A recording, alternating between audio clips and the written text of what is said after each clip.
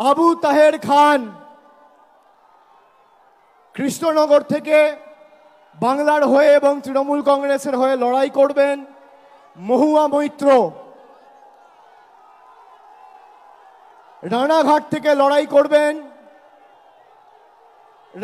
রানাঘাট কৃষ্ণগঞ্জের ছেলে, বনগাঁ দক্ষিণের বিধায়ক মুকুটমণি অধিকারী।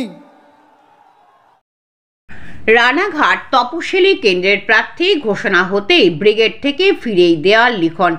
বিজেপি থেকে এসেই তৃণমূলের প্রার্থী চোখে চোখ রেখে প্রশ্নের উত্তর।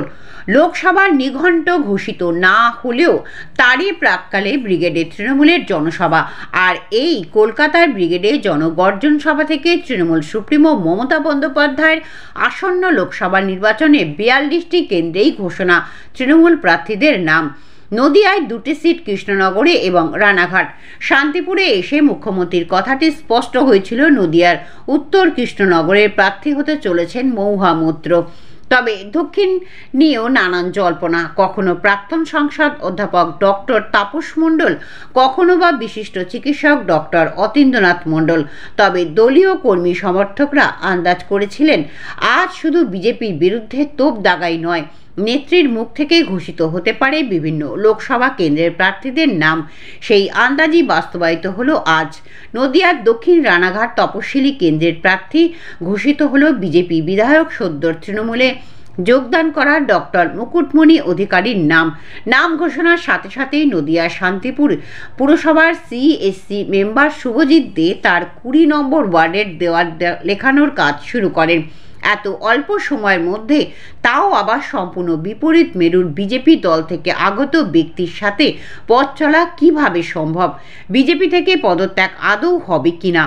তার সাথে মতুয়া এবং বিজেপির ভোট কতটুকু আসবে?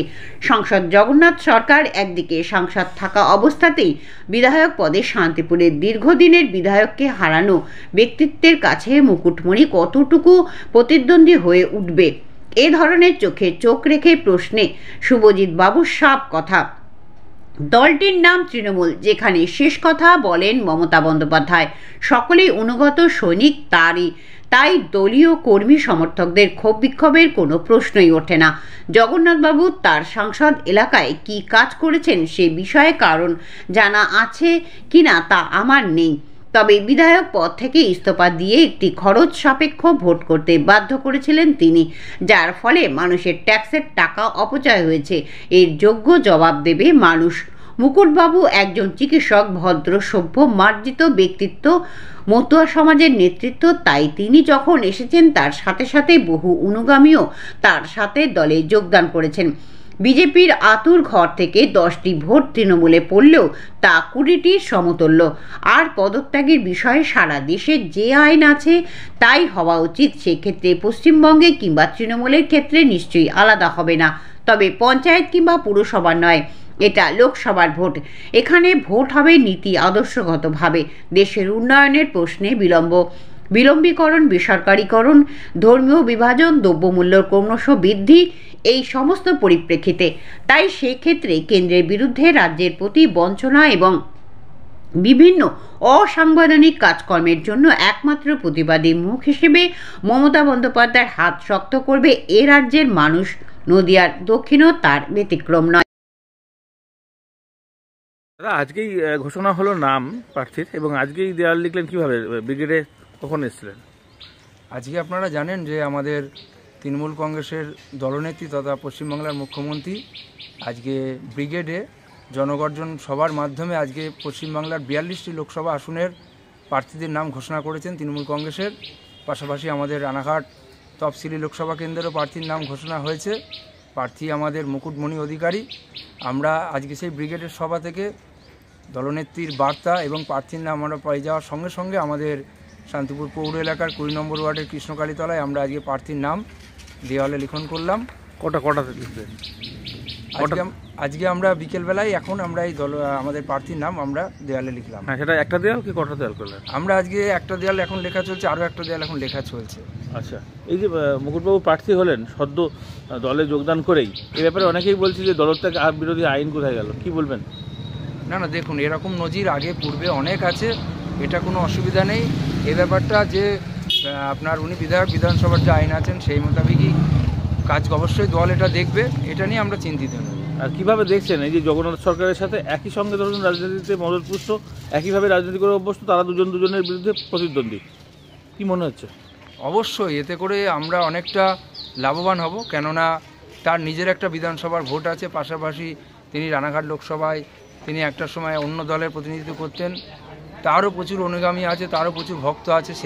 সেই ভোটটাও এখন আমাদের, তিনি যেহেতু তৃণমূল কংগ্রেসে যোগদান করেছেন মমতা ব্যানার্জির নীতি আদর্শকে সম্মান জানিয়ে, সেহেতু আজকের দিনে তার ব্যক্তিগত ব্যক্তিত্ব এবং তার ভোট, পাশাপাশি তৃণমূল কংগ্রেসের ভোট, এবং পাশাপাশি পূর্বে 5 বছর আমাদের যে সাংসদ ছিলেন জগন্নাথ সরকার, তার বিচ্ছিরি পারফরমেন্স, তিনি কোনো রকম কোনো উন্নয়নমূলক কাজ করেননি, এবং তিনি শান্তিপুর বিধানসভায় জিতেছিলেন, এবং তিনি তারপরে পদত্যাগ করে শান্তিপুরে অকাল একটা উপনির্বাচনের তিনি সৃষ্টি করেছিলেন, এবং মানুষের কাছে তার কোনো কর্মযোগ্যতা বলে কিছু নেই রানাঘাট লোকসভায়। এটাও তো আলোচ্য বিষয় যে একজন সাংসদ থাকাকালীন একজন বিধায়ক হতেও পেরেছিলেন এবং তিনি তাবড় নেতৃত্বকে হারিয়ে সেই জায়গাটা পেয়েছিলেন। তাহলে সেটা কিভাবে দেখছেন, এবারে লড়াইটা কীভাবে হবে? অবশ্যই দেখুন, তখন একটা অন্যরকম হাওয়া বইছিল, এবং আপনারা জানেন যে এখন যে পরিস্থিতি শুরু হয়েছে, সারা ভারতবর্ষের মানুষ এই নরেন্দ্র মোদী সরকারের পতন চাইছে। ক্রমাগত মূল্যবৃদ্ধি, দেশীয় লাভজনক সংস্থাকে প্রাইভেট সংস্থার হাতে বিক্রি করে দিচ্ছে, এবং শুধু ধর্মীয় রাজনীতি, সাম্প্রদায়িক সম্প্রীতি বজায় থাকছে না। তো এরকম একটা সরকারকে, এবং আপনারা দেখেছেন মণিপুরে এবং হাসরাতে যে আপনার মহিলাদের প্রতি অত্যাচার, মানুষ আজকে অপেক্ষা করে আছে, সাধারণ গরিব নিম্নবিত্ত মানুষ, যে এই সরকারের এবার পরিবর্তন মানুষ চাইছে। আচ্ছা, আরেকটি বিষয় হচ্ছে যে আপনাদের দলীয় কর্মী সমর্থকরা আশা করে থাকে যে আমরা রাজনৈতিক নেতৃত্ব আমাদের মধ্য থেকেই কেউ একজন প্রার্থী হবে, এরকম তো অনেকেই ভেবেছিলেন। তারা হীনমন্যতায় ভুগবেন না? তারা কি আপনাদের সঙ্গে স্বতঃস্ফূর্ত অংশগ্রহণ করবেন না? দেখুন, একটা কথা বলি, আমরা যারা তৃণমূল কংগ্রেসের সৈনিক, আমরা কখনোই কোনো পদের লোভে বা পদে থাকবো এ ব্যাপারে রাজনীতি করি না। আমাদের দলের দলনেত্রী মুখ্যমন্ত্রী মমতা বন্দ্যোপাধ্যায়, তিনি যেটা সিদ্ধান্ত নেন তার দলের জন্যে, আমাদের জন্যে, আমরা সেটা শিরোধার্য মনে করে আমরা সবসময় লড়াই করি। আরেকটা বিষয় হচ্ছে যে মিলামেশা কিভাবে হবে, মানে আপনারা যেমন দীর্ঘদিন ধরে একসাথে দল করে অভ্যস্ত, তাই জন্য কর্মী সমর্থকদের মানবিকতা সব কিছু বোঝেন, তো সেক্ষেত্রে তো অনেকটা সময় লাগার কথা, এদিকে অল্প সময় নির্বাচনে। না, এটা কোনো সমস্যা হবে না, কেননা জননেত্রী মমতা বন্দ্যোপাধ্যায় যখন মনে করেছেন যে রানাঘাট লোকসভা কেন্দ্রে মুকুটমণি অধিকারী যোগ্য প্রার্থী, তখন এখানে আমাদের কিছু ভাবনার কোনো জায়গা থাকে না, এবং আমরা তাকে সাদরে গ্রহণ করেছি, এবং আমরা রানাঘাট লোকসভা তথা আমাদের শান্তিপুর বিধানসভা, শান্তিপুর পৌর এলাকা থেকে তাকে আমরা ব্যাপক ভোটে বা জয়ী করব, এই আশা আমরা রাখি। এবার বলছেন যে বিধায়ক হিসাবে আপনার নাম পরিচয়? আমার নাম শুভজিৎ দে, আজ আমি শান্তিপুর পৌরসভা চেয়ারম্যান কাউন্সিল মেম্বার।